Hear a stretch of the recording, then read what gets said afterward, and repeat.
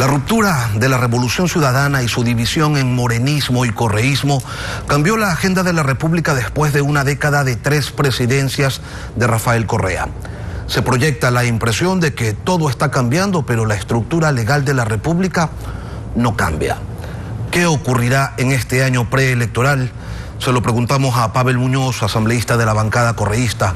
Buenos días y bienvenido a Contacto Directo. Lenin, gracias, buenos días para usted, un buen año y evidentemente para toda la ciudadanía que nos puede ver y escuchar.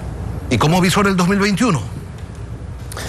Año complicado. El 2020, perdón. Lenin, me parece. El 2020. Y el 21 va a ser más complicado. Año complicado me parece ser un año marcadamente electoral. Un año marcadamente electoral que va a impedir que la economía se dinamice como así lo quisiéramos todos los ecuatorianos, es mi punto de vista. Un año que ratificará que en su momento la política mató a la economía y un año donde las tiendas políticas deberían empezar a preparar el terreno para una contienda democrática, como debe ser, exclusivamente y estrictamente democrática en el 2021. Nosotros nos preparamos en ese sentido, Lenin, y es por eso que elementos que van a estar presentes también en este nuevo año, en el año 20, nos preocupan los elementos de la persecución política, los elementos que, si usted quiere, provocaron más una desinstitucionalización que una reinstitucionalización en el país, y los elementos económicos que, como le digo, de alguna u otra manera están ahí presentes y sus problemas no son adecuadamente atendidos. Si me permite cerrar con esta idea, Lenin, yo creo que es importante que todos los políticos nos fijemos en lo que dicen las encuestas.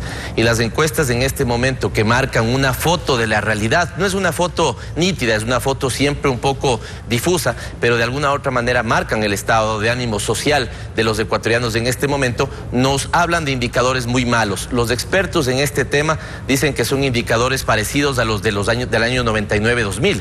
¿Qué implica esto? Que la gente tiene una percepción negativa sobre el presente, cree que antes estábamos mejor que lo que estábamos ahora y no tiene una perspectiva alentadora sobre su futuro. Esto asociado con un descrédito de la clase política y con poca credibilidad en las instituciones democráticas del país. Así que es un panorama, desde mi punto de vista, sensible, complicado para los ecuatorianos. La sentencia en el caso Sobornos y Cohechos 2012-2016 va al meollo del asunto, el origen del poder plebiscitario de Rafael Correa, financiado por las prebendas que se entregaban a contratistas del Estado candidato. Le pregunto, asambleísta, ¿están todos los que son? ¿Es persecución o es justicia?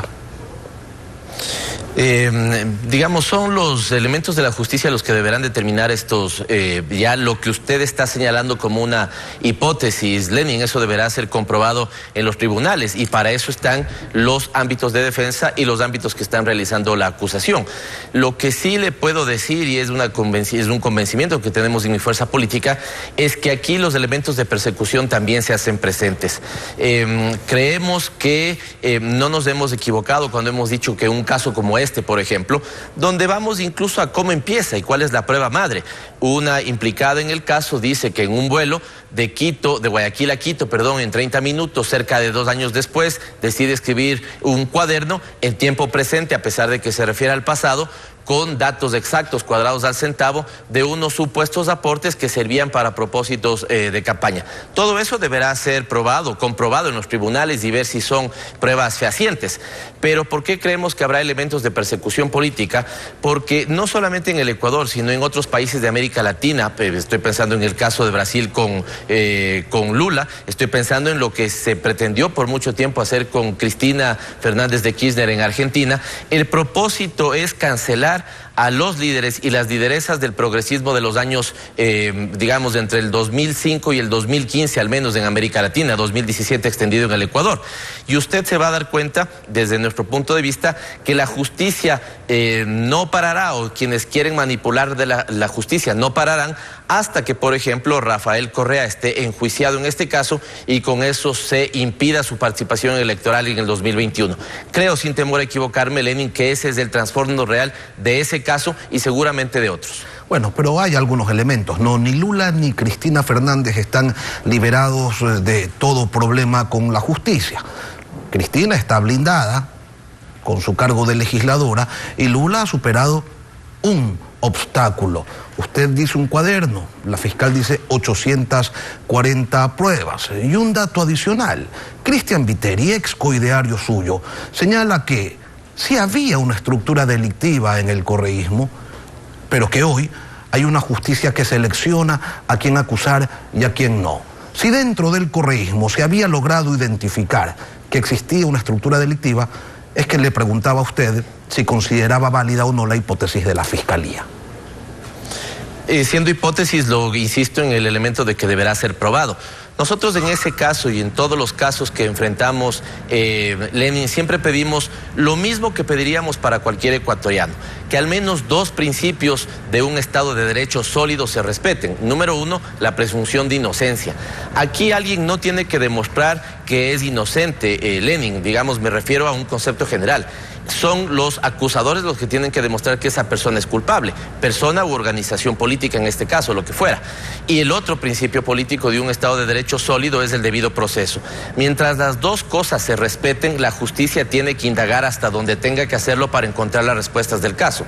Con lo cual nosotros señalamos tres elementos claros: que se respete el principio de inocencia, que se respete el debido proceso y que cese la persecución política, si es que la persecución política, como creemos nosotros, está presente en este caso. Demostrar, digamos, 800 pruebas, un cuaderno, 700 pruebas, tantos, digamos, ingresos, o tomar en consideración, por ejemplo, la reciente resolución del CNE que habla de aportes lícitos de campaña, eso ya le corresponde probar o defender a las instancias pertinentes y no es mi caso, Lenin. Por eso le decía que estructuralmente, al inicio de esta entrevista, que estructuralmente el país no ha cambiado, porque lo mismo de lo que ustedes acusan o reclaman hoy, falta de independencia, persecución política, que no hay un debido proceso, el irrespeto a la presunción de inocencia, era lo que reclamaban y de lo que se quejaban sus opositores ayer. Lenin, yo sobre ese elemento siempre tengo una discusión, si usted quiere, también estructural, también si quiere de concepto, incluso le diría hasta existencial.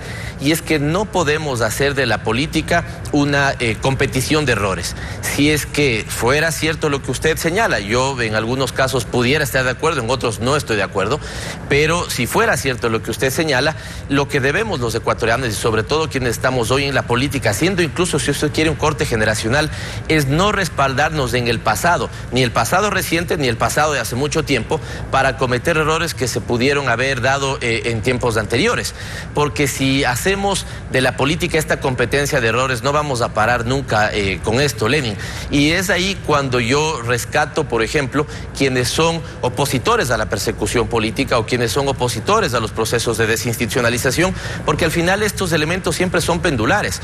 Hoy están unos, digamos, del lado de los acusadores, otros defendiéndose. Mañana esos que están defendiéndose pasarán al lado de los acusadores y otros les tocará defenderse. Y me parece que así el país pierde. No podemos enfocarnos realmente en las necesidades inmediatas de la gente. Fíjese, Lenin, este elemento, nuevamente pensando en las encuestas. Los ecuatorianos vuelven a creer que el problema del desempleo y el problema de la seguridad son los dos problemas importantes que en este momento deben ser atendidos. Pero deberíamos prestarle atención a otros dos problemas que aparecen entre los 5 problemas más importantes que la ciudadanía señala. Número uno es que los ecuatorianos creen que el cuarto problema de mayor incidencia en el país es que no sabemos cuál es el rumbo que está tomando el Ecuador en términos sociales, en términos políticos, en términos económicos. Y un elemento adicional es que la gente dice que no le interesan las disputas entre los políticos. ¿Y a qué me refiero con esto, Lenin?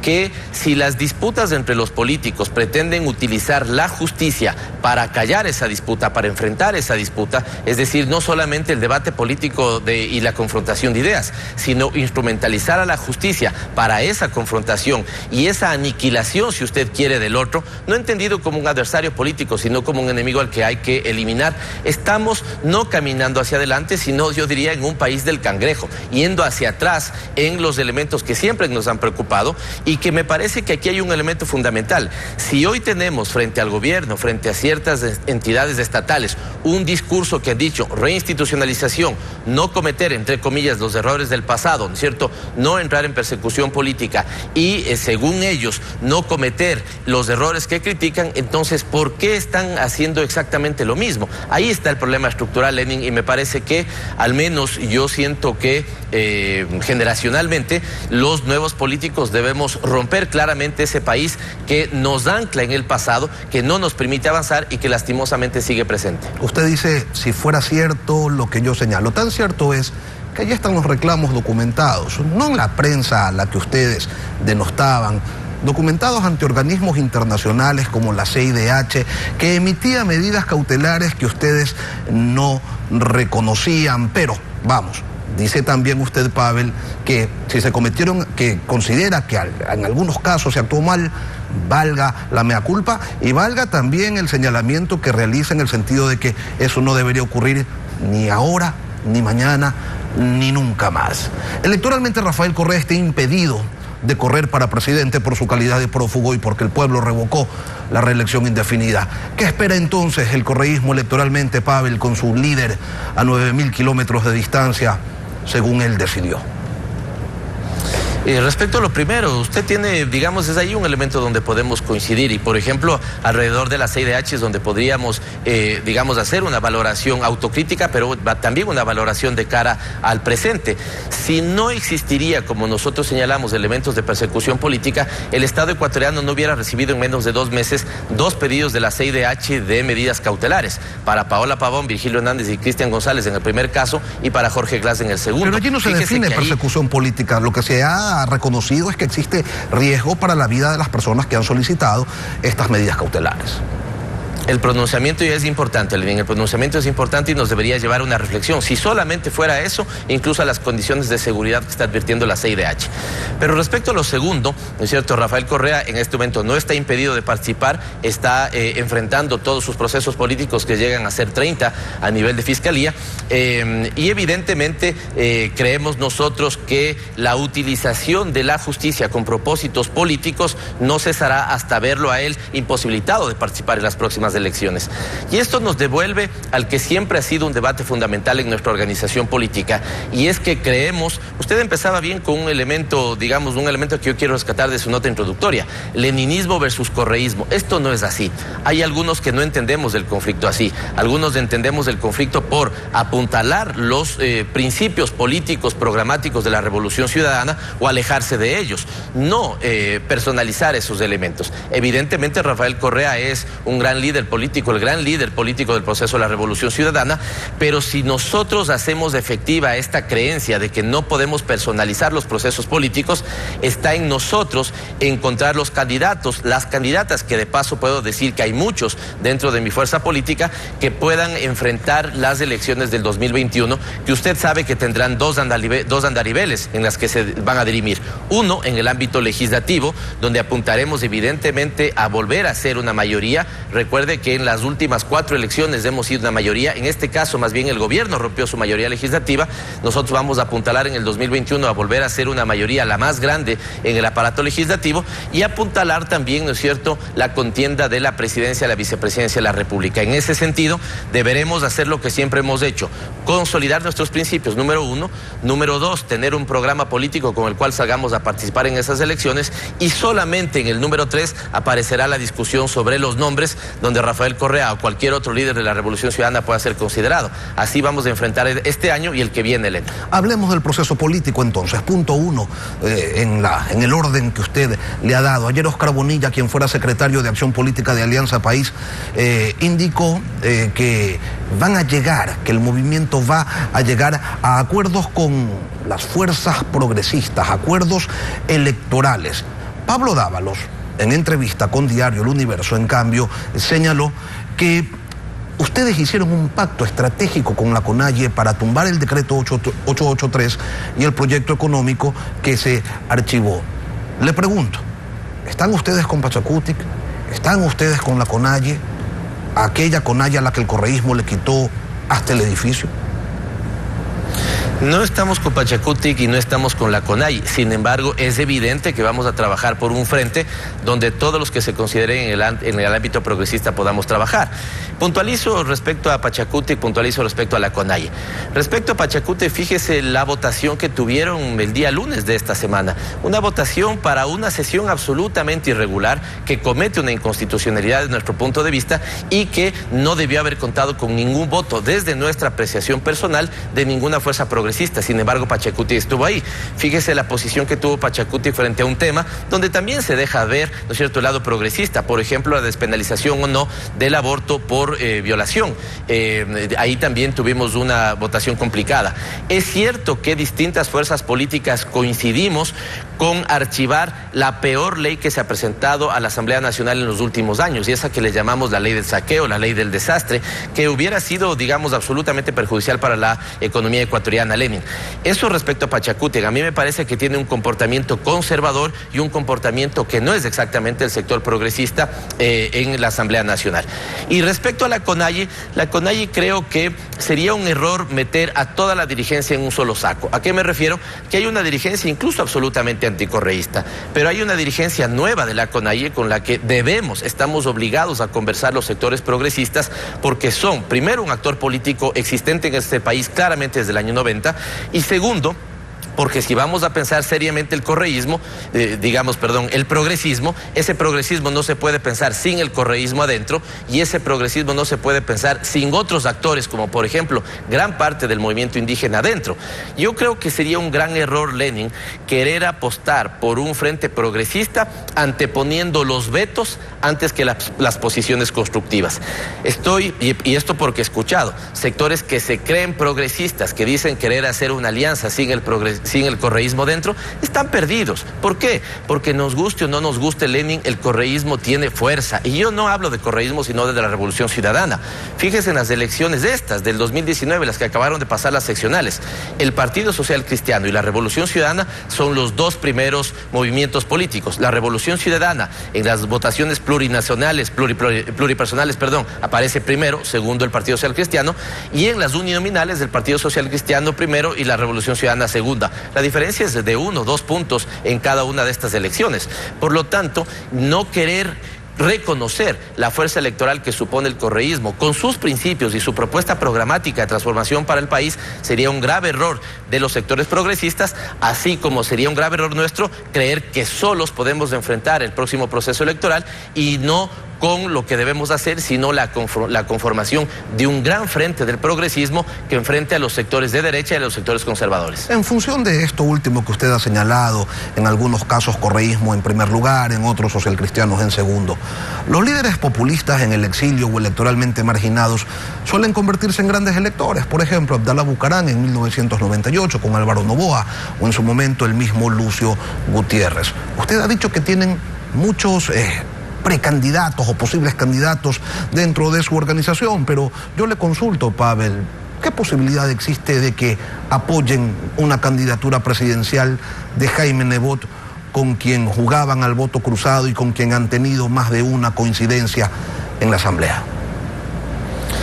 No jugamos a nada con el Partido Social Cristiano ni al voto cruzado. Sí hemos tenido algunas coincidencias, y me parece que esas coincidencias son desde polos distintos, porque pensamos la política de manera distinta. Eso no ha dejado de pasar. El Partido Social Cristiano sigue pensando desde una andaribela política, nosotros seguimos pensando desde otro, pero sí creo que cuando ha habido una discusión de Estado, si usted quiere, cuando ha habido un problema de Estado, quienes han estado al frente de la administración del Estado, sea en la presidencia, sea desde un gobierno local, como ha sido el caso del Partido Social Cristiano o como ha sido el caso de la Revolución Ciudadana, podemos entender y distinguir los problemas de Estado de los problemas gremiales y corporativos, cosa que no sucede en otras fuerzas políticas. Déjeme ponerle el caso de Creo en este momento.